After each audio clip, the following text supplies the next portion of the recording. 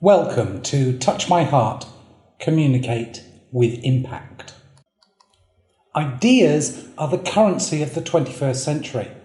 Your ability to communicate your ideas persuasively is the single greatest skill you need to accomplish your dreams.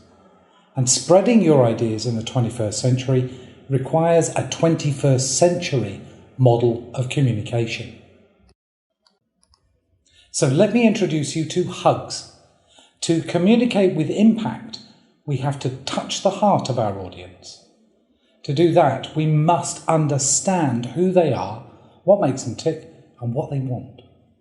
We share our ideas by giving them away. And lastly, we need to tell them the idea with a story. And if we want to communicate an idea, well, we have to start somewhere. Most often, we begin by setting the context. Where are we starting and who is involved with what? Meet Barry.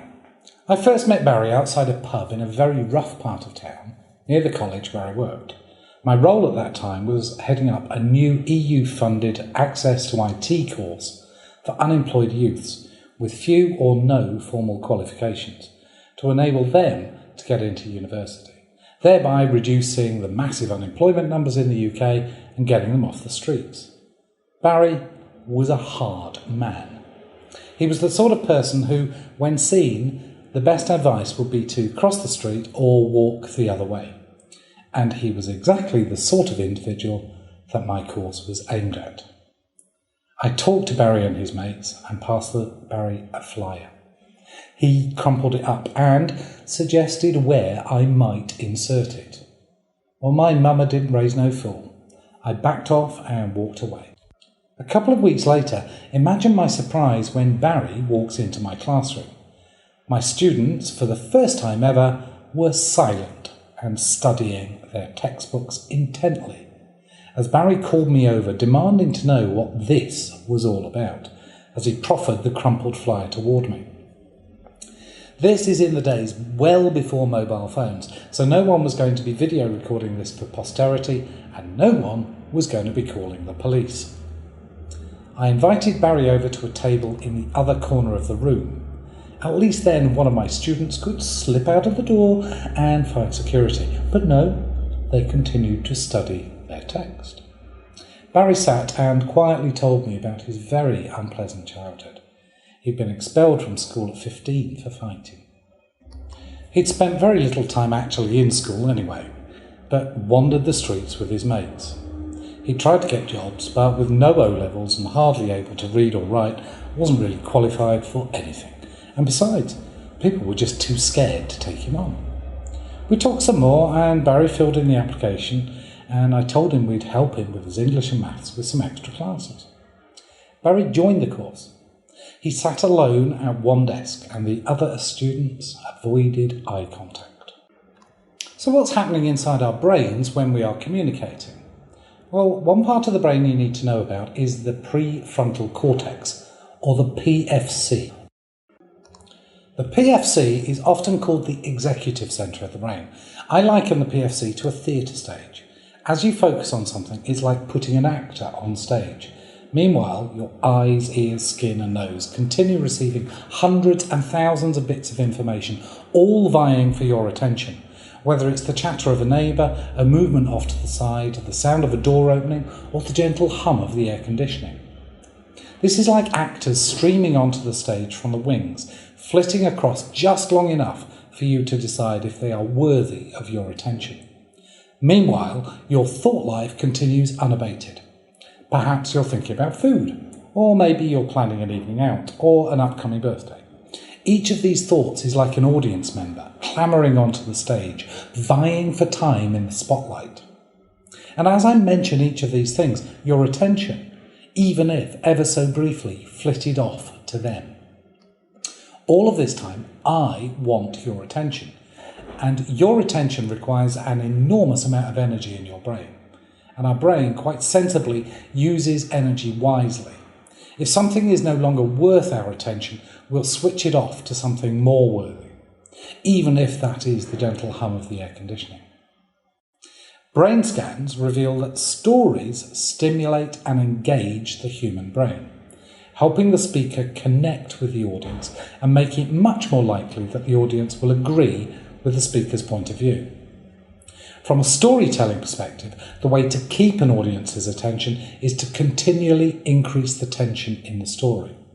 Once a story has sustained our attention long enough, we may begin to emotionally resonate with the story's characters, and we're transported into the story.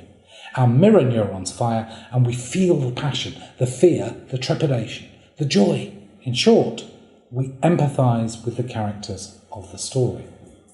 This remarkable feat of our brains is down to a neurochemical called oxytocin. Oxytocin is known as the love hormone.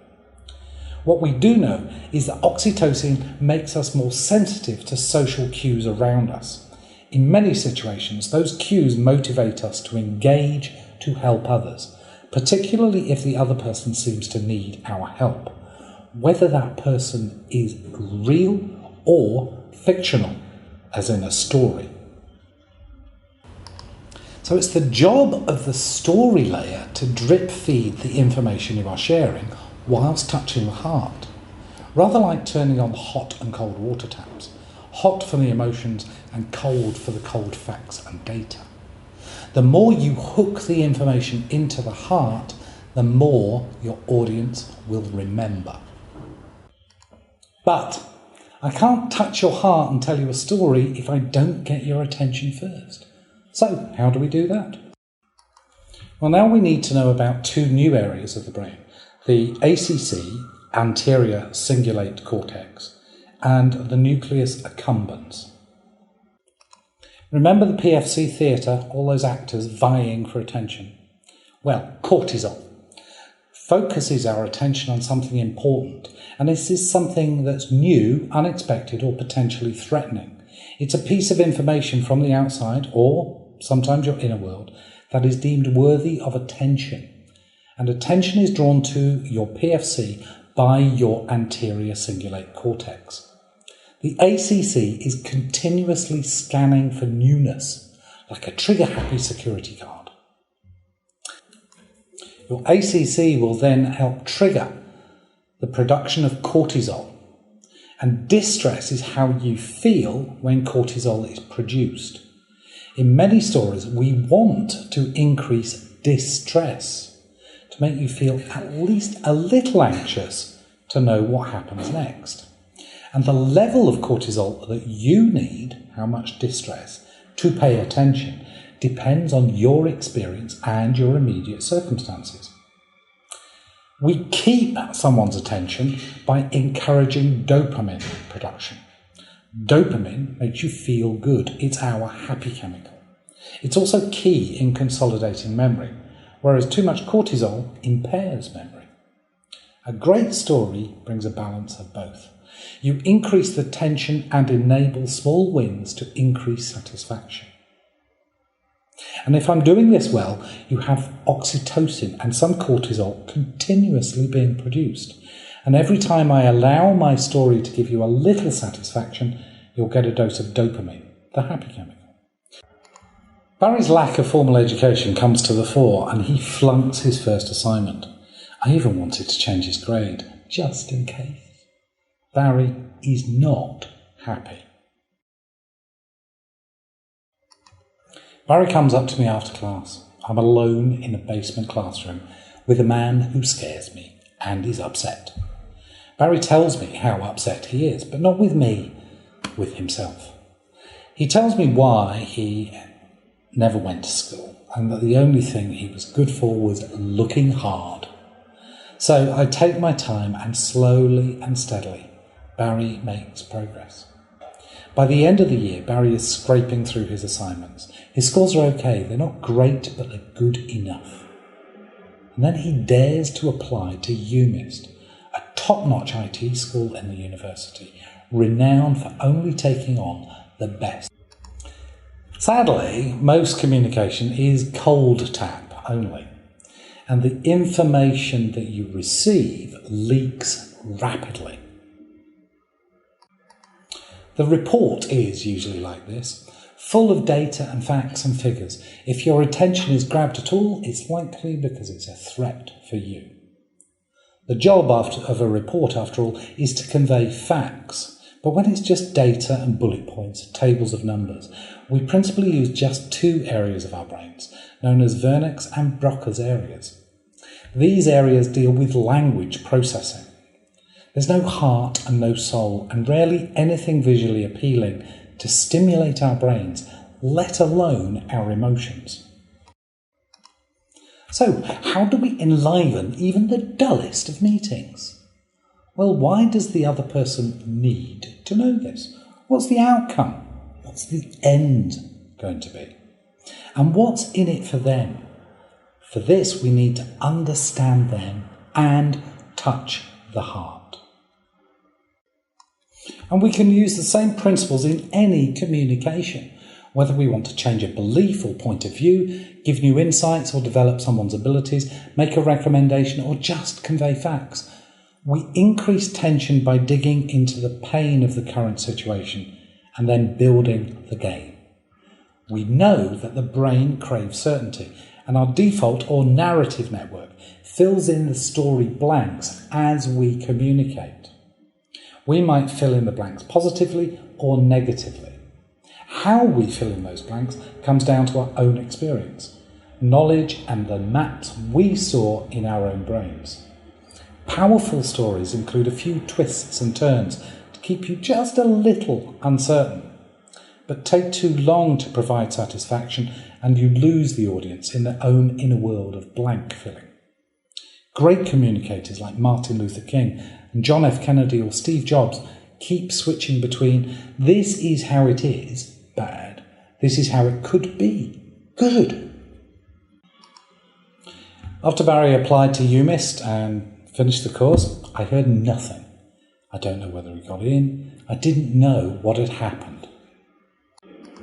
My project at the college came to an end. I'd set up the programmes, gotten the funding, and now it was time to move on. I went to Paris, then to Dusseldorf, then over to Hong Kong, and finally I came to Singapore. Now, some 10 years later. I'm back in the UK running a workshop. Got 50 people in the room and we're halfway through the first day, and Barry sneaks into the back of the room. He's shaven bald now, scars on his face still evident, wearing jeans and a t-shirt, looking every bit as tough as he ever did. But something has changed. At the break, Barry comes up to the front, speaking softly. We sit for coffee and he tells me that he had gotten into UMIST. Apparently I'd given him a good reference and the Dean of Admissions was welcoming, thanks to my forewarning that Barry was about to walk into her office. He'd graduated with honours, and now he had set up a business to produce community videos, the type of video aimed at getting youngsters off drugs and back into school. He was active in the local community, leading initiatives to clean up the area and provide opportunities for disadvantaged kids. Then Barry went quiet, and tears in his eyes, and said, "Thank you." He told me that I'd been the first person in his life to give him a chance, someone who believed in him and helped him to be the person he could be, and that I'd inspired him to do the same for others. He now knew that he could change his community into something to be proud of, and he knew that when you believe in someone, give them a chance and pour your life into them, then you change the world. We spent the evening together watching the videos he'd produced, and I asked him how he went about it. And here it is. Show them you care, understand their issues, situation, their problems, and relate to them. Give them something that will help them and entertain them with a story. It's hugs. Touch my heart. Understand me. Give me something new and tell me a story. And he told me how to do this. But my time is up. I will have to wait for another day. And isn't that what we all want to do? Barry is the reason I continue to do what I do. To help the people I serve become bigger, better versions of themselves. My name is Dr. John Kenworthy, and it has been a pleasure to share with you.